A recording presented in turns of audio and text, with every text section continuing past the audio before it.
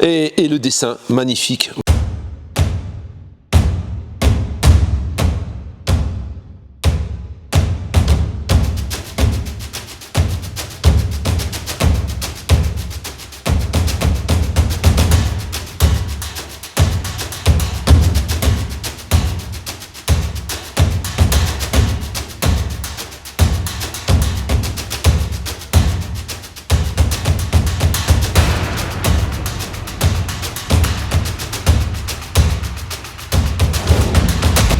Nouvelle machine à laisser aujourd'hui. Je l'ai attendue parce qu'elle a mis du temps à arriver. Elle n'était pas disponible. Creality Falcon 2. Tout est très bien emballé. Elle est prête à assembler. Elle est vraiment... la dernière, j'avais dû l'assembler moi. Elle est quasiment assemblée en entier, à part la tête, je pense. Ça, c'est la ventilation. Parce que oui, il y a de l'air pulsé qui viendra sur la tête laser. C'est la tête laser. Voilà, c'est ça la tête laser.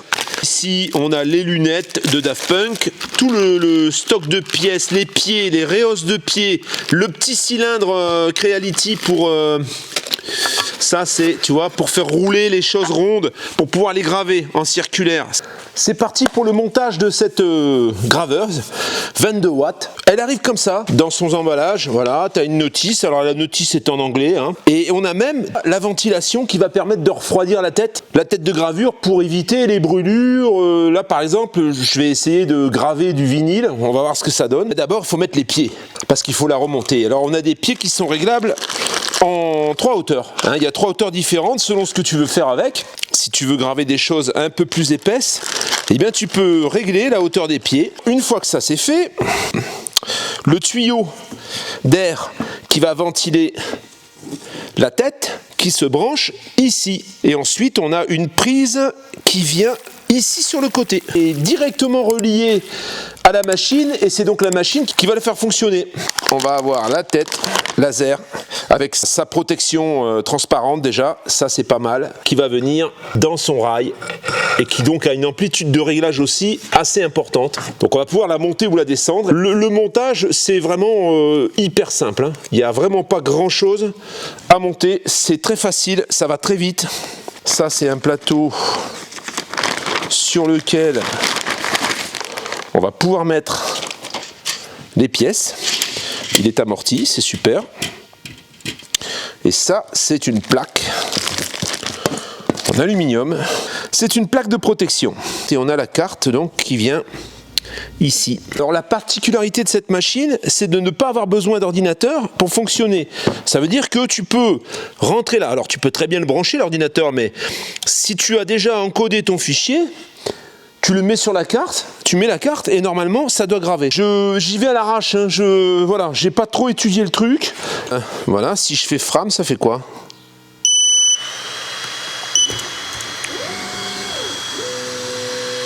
Il va repérer carrément. Ça me permet de déplacer un peu peut-être, pour qu'il soit bien au centre. On a l'air à peu près au milieu. Si je choisis de graver, alors je vais quand même mettre mes lunettes de Daft Punk, on ne sait jamais. On va voir s'il me grave ou s'il me découpe, parce que c'est gravé, découpé. Et là, qu'est-ce qu'il va me faire? Ça y est, il commence. Alors j'ai pas du tout paramétré, j'ai rien paramétré en fait. Voilà, j'ai juste rentré les fichiers test sur du contreplaqué. Je sens que ça sent déjà un peu le bois gravé en fait, mais on va voir ce qui se passe. La petite cale, elle permet sur la plus épaisse de graver, découper de 1 à 3 mm. Les deux autres épaisseurs, c'est pour découper. Et alors là, sur la première épaisseur, cutting 4 à 6 mm. Et sur la plus basse des épaisseurs, c'est coupé au-delà de 6 mm. Je te donnerai après les capacités de la machine. Là, c'est un premier test rapide, sans brancher l'ordinateur, sans rien du tout. Je suis juste allé mettre le fichier que j'avais dans la carte, le déplacer d'un dossier à un autre et terminé. Le fait que ça souffle en même temps, ben, ça fait une gravure qui est super propre. Une fois le gravage terminé, elle se met à découper. Alors là, ça fait un peu plus de fumée. Et à ce propos, il y a un caisson que je vais te montrer ensuite. Mais là, ça dépote. Là, ça découpe en fait.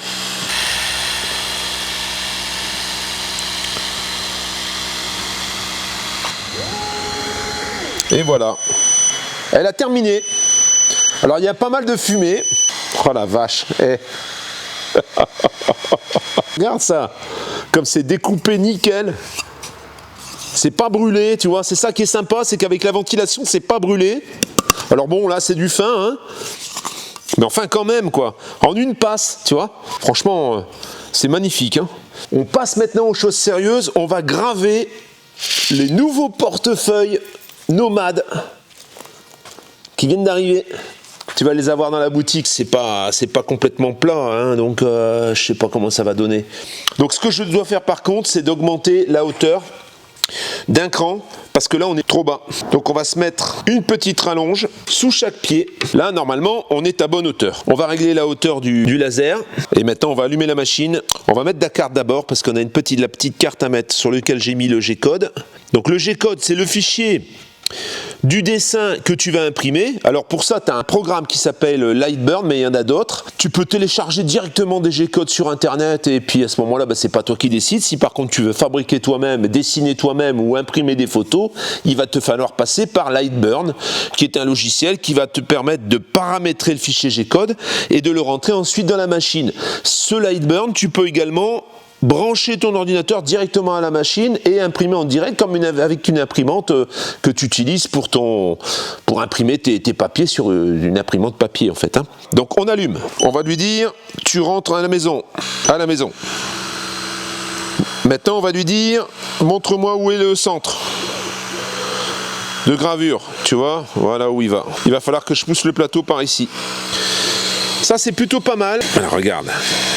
Tu règles du coup ton plateau. Ça c'est génial ça par contre, hein. Ça je trouve ça génial. Donc je regarde si la tête elle est bien, si le dessin il est bien fait, oui. Et de ce côté, je peux monter un petit peu.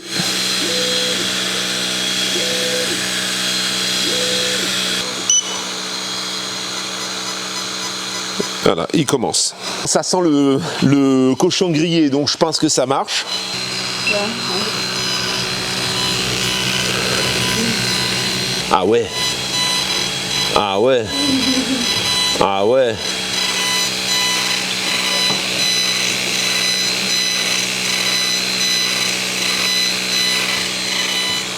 Ça a l'air de plutôt bien fonctionner. Si par exemple j'ai envie de graver la photo d'Eva, le dessin d'Eva derrière un élément en cuir, je peux le faire. En cuir, en bois, en métal, en aluminium. Pas en métal, en aluminium. J'ai l'impression que sur cette machine, la gravure est beaucoup plus fine. Alors peut-être parce qu'on a la ventilation, je sais pas. On est sur la fin, on va essayer sur un marron. Parce qu'en fait, figure-toi que ces petits portefeuilles, elle en a pris... Alors ça fait portefeuille, ça fait porte-monnaie aussi, hein. Elle en a pris des verts, kaki, des marrons et des noirs. Donc on va essayer sur un marron parce qu'on pense que ça se verra mieux. Oh la vache! Incroyable! La finesse du truc, c'est incroyable. Regarde ça. Je sais pas si tu le vois bien, c'est incroyable. C'est magnifique. Oh la vache. Et sur le bras, ça va être magnifique parce que là, il faut... Ben là, c'est c'est subliminal là, mais gravure terminée. Et alors là, le résultat, il est tout autre. C'est super fin. Regarde ça. Alors bon, là c'est noir, hein. Forcément, c'est plus foncé parce que tu vois, il faut l'essuyer un peu parce qu'il y a un peu de suie, hein. Regarde un peu la finesse là, c'est incroyable, hein. C'est l'usine ici, à présent sur un verre kaki, comme ça il y aura les trois couleurs. Et le voilà sur le verre. Magnifique aussi, alors il n'est pas nettoyé là encore, Eva va le nettoyer. Ah, je ne sais pas du tout ce que ça va donner. On va faire un logo sur mon appui-tête de camion qui est tout neuf. J'ai diminué la puissance à 15% et j'ai augmenté la vitesse à 7800. On va voir ce que ça donne. Alors on va voir ce que ça donne. Ça va assez vite. Ça sent un peu le caoutchouc. Alors ça fonctionne, mais comme tu peux le voir, là c'est la deuxième passe, hein, parce que c'était pas assez profond, je l'ai mis trop léger. Ça fait pas mal de fumée quand même, hein. Là j'ai de l'espace, c'est pas trop grave, mais quand tu es chez toi, par exemple, si tu t'amuses à faire ça, ben oui, il faut de la ventilation puissante, quoi, hein. Ça va être un peu en sublimation, ça va être magnifique.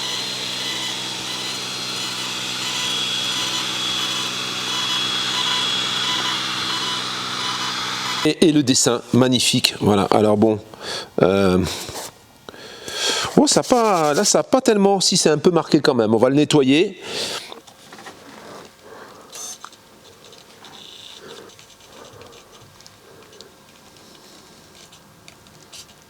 Maintenant, on va tester la découpe. On va commencer. Bon, ça, tu sais que ça découpe puisque on a. Bon, on va quand même essayer parce que ça, c'était quand même beaucoup plus fin. Ici, on va avoir du 5 mm. Hein. Au niveau de la petite cale, donc de hauteur, eh bien, la découpe, ça dépend de l'épaisseur. La première, c'est du 4 à 6 mm et la deuxième épaisseur de découpe. Et la plus fine, c'est du au-dessus de 6 mm. C'est qu'on va régler la tête. Et normalement là, on est bon.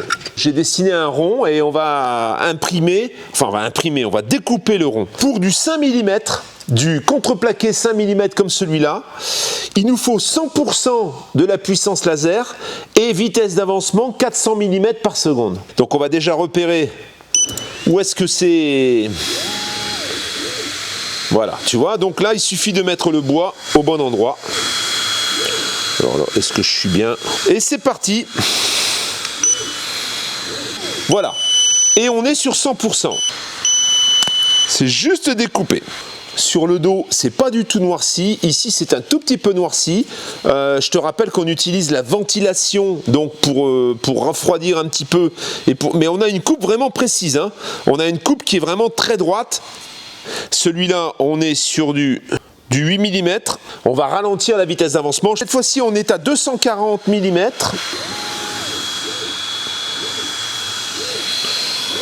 Allez, on est bon. Une seule passe, hein, il préconise. On va voir. Là, le bois, il est un peu plus dur. Ça va fumer un petit peu plus. Apparemment, ça traverse.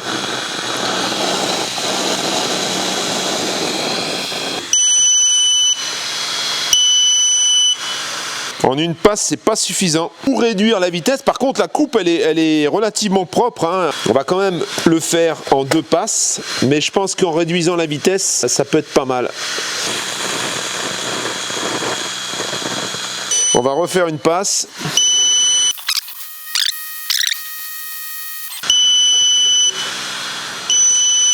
Eh ben, écoute, c'est tout juste. Je te laisse voir.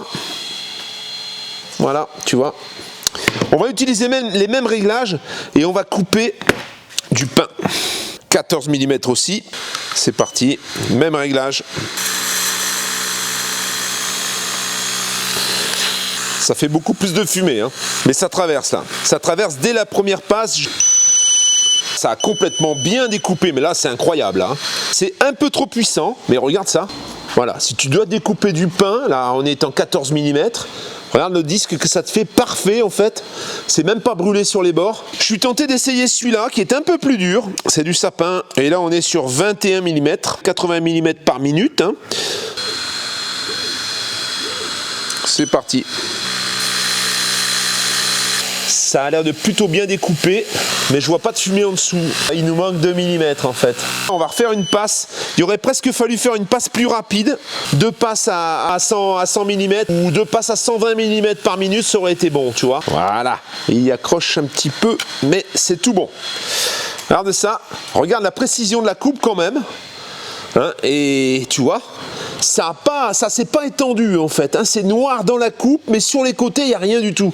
Ça c'est dû au fait que c'est ventilé. J'ai un contreplaqué type ameublement, tu vois, qui est pelliculé des deux côtés. Il y a un papier décor en fait, hein, c'est un peu du papier décor hein, là-dessus. Une passe, c'est parti.